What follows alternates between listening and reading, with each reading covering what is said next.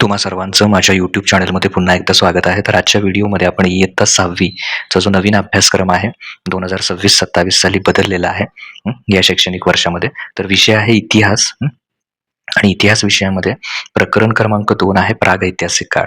आता हे जे प्रकरण आहे ते तुम्हाला मी पूर्ण नोट्समध्ये समजावून सांगणार आहे. म्हणजे परीक्षेत जर प्रश्न आले तर तुम्ही मुद्देसूद उत्तरं कशी लिहायची याचा अंदाज तुम्हाला त्याच्यातून येईल. तर नोट्सच्या पद्धतीनं मी हे तुम्हाला पूर्ण प्रकरण अगदी थोडक्यामध्ये यातले सगळे महत्त्वाचे जे पॉइंट्स आहेत ते तुम्हाला सांगणार आहे. ओके, त्याच्यामध्ये पहिला मुद्दा आहे प्रकरण क्रमांक 2 मध्ये पहिला मुद्दा प्राचीन भारत आणि भौगोलिक पार्श्वभूमी. तर प्राचीन भारतामध्ये भौगोलिक स्थिती कशी होती, त्यावेळेचं हवामान कसं होतं, त्यानुसार प्राचीन भारत आपल्याला समजू शकेल. आपल्या पूर्वजांचा इतिहास आणि त्यांच्या विकास तिथल्या भौगोलिक परिस्थितीवर अवलंबून. आता भौगोलिक परिस्थिती म्हणजे काय? हवामान आलं, नद्या, डोंगर या सगळ्यावर तिथल्या गोष्टी वर त्यावेळचा इतिहास समजण्याला आपल्याला मदत होते. आता पहिला आहे मानवी जीवनाचा आधार. नद्या घेतल्या, हवामान, जमीन, नैसर्गिक साधन संपत्ती म्हणजे निसर्गातनं ज्या ज्या आपल्याला वस्तू मिळतात त्या यावर मानवी समूहाचं जीवन अवलंबून असतं. तर जिथं नैसर्गिक साधन संपत्ती जास्त असते, नद्यांमध्ये पाणी भरपूर असतं, हवामान चांगलं असतं, जमीन सुपीक असते, तिथं मानवी समूहाचा विकास होत असतो.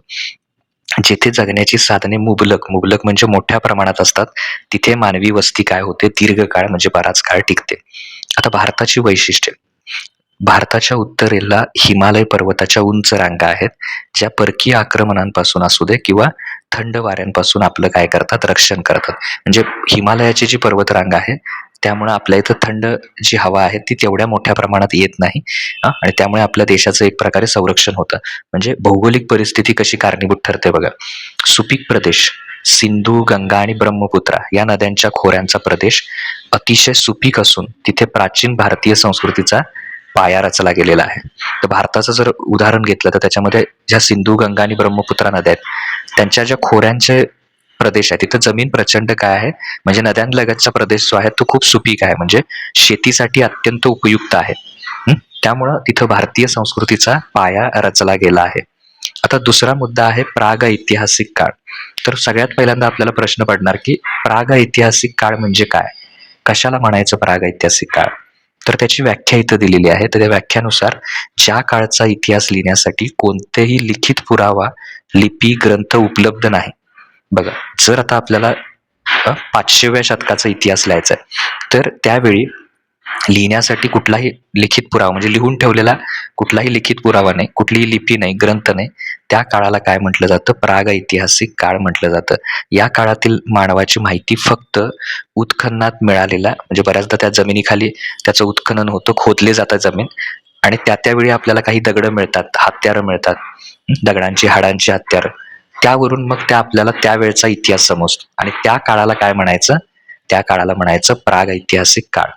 आता मानवाच्या उत्क्रांतीचे टप्पे. तर पहिला आहे कुशल मानव, होमो हॅबिलस, हातांचा कुशलतेनं वापर करू लागला, होमो हॅबिलस. ताठ कण्याचा मानव म्हणजे होमो इरेक्ट्स, ताठ उभा राहणारा आणि अग्नीचा शोध लावणारा. शक्तिमान मानव तर नेअँडरथल मॅन, गुहांमध्ये राहणारा आणि प्रगत बुद्धिमत्ता असलेला.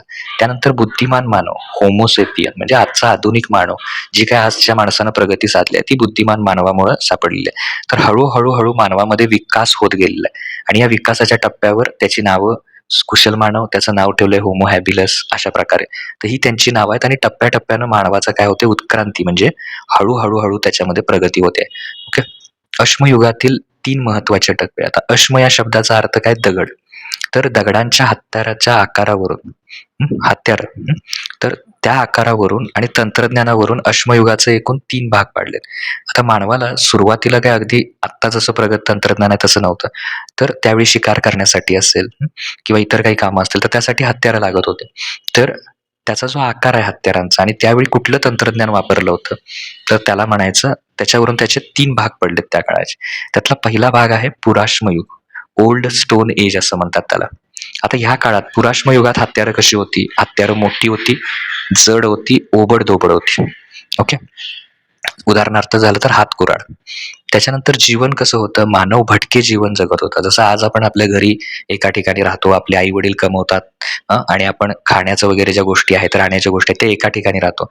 पण यावेळचा मानव मात्र आपलं जीवन भटकत एका ठिकाणाहून दुसऱ्या ठिकाणी.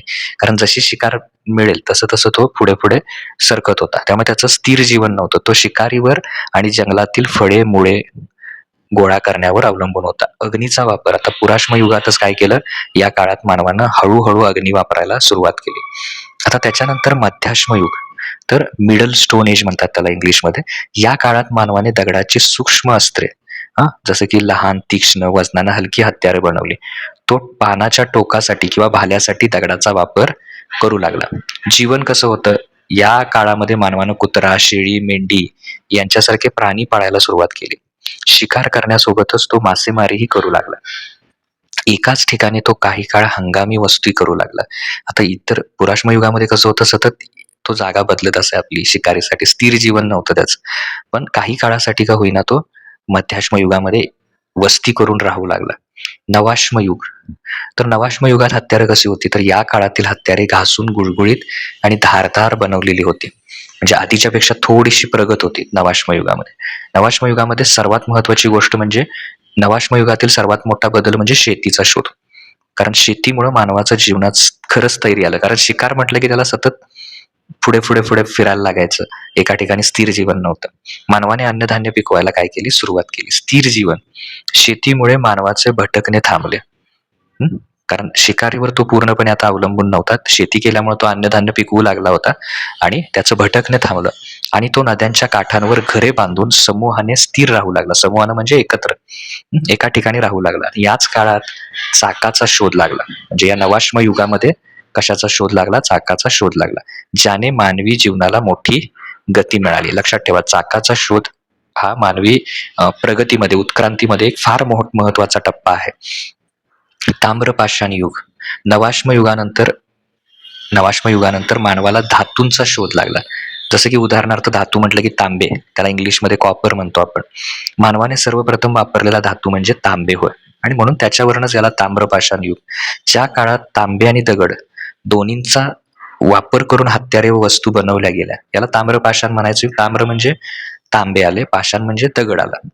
तर दोन्हींची एकत्र करून वापर करून किंवा दोन्हींचा वापर करून हत्यारं बनवली गेली, त्याला ताम्रपाषाण युग म्हणतात. आता या काळात काय झालं, व्यापार वाढला, नक्षीदार भांडी बनवली जाऊ लागली आणि हळूहळू नगरे विकसित व्हायला लागली. तर प्रत्येक युगाचं काही ना काहीतरी वैशिष्ट्य. आता शेवटचा जो मुद्दा आहे तो आहे महाराष्ट्रातील प्रमुख उत्खनन स्थळ. जसं की आता याच्यावर तुम्हाला रिकाम्या जागा, जोड्या जुळवा याच्यामध्ये प्रश्न येऊ शकतो. जसं की पहिलं स्थळ आहे दायमाबाद. तर इथलं वैशिष्ट्य काय आहे, सर्वात प्रसिद्ध ताम्रपाषाण युगीन स्थळ. येथे तांब्याच्या वस्तू आपल्याला बऱ्याच सापडलेल्या आहेत. इनामगाव, पुणे, हे एक विकसित ताम्रपाषाण युगीन गाव आहे. येथे गोल आणि आयताकृती घरांचे अवशेष आणि धान्य साठवण्याची कोठारे सापडलेली आहेत. त्यानंतर सावळदा, नंदुरबार, सर्वात जुनी शेतकरी संस्कृती. येथे लाल रंगाची, काळ्या रंगात नक्षी काढलेली मातीची भांडी सापडलेली आहेत. त्यानंतर नेवासा, अहमदनगर, येथे प्रागैतिहासिक काळातील दगडी कोराडी आणि मानवी वस्त्यांचे अनेक अवशेष सापडलेले आहेत. ही ठिकाण आहेत. या ठिकाणांबद्दल ही थोडी माहिती लक्षात ठेवा. आता लक्षात ठेवा, एक थोडासा शेवटचा मुद्दा आहे. उत्खननात लहान मुलांचे दफन घरातील फरशीखाली किंवा मडक्यामध्ये उभे करून करण्याची पद्धत या काळामध्ये दिसून येते. तसेच मृत व्यक्तींसोबत काही वस्तू किंवा भांडी सुद्धा जुन्या काळामध्ये पुरल्या जात असत. तर हळूहळू मानव कसा प्रगत होत गेला, तर याचं या प्रकरणामध्ये सांगितलेलं आहे. याचा स्वाध्याय प्रश्नोत्तर सुद्धा आपण तयार केलेली आहेत. त्याची लिंक मी डिस्क्रिप्शन मध्ये देतोय, तिथे जाऊन तुम्ही तो व्हिडिओ बघू शकता.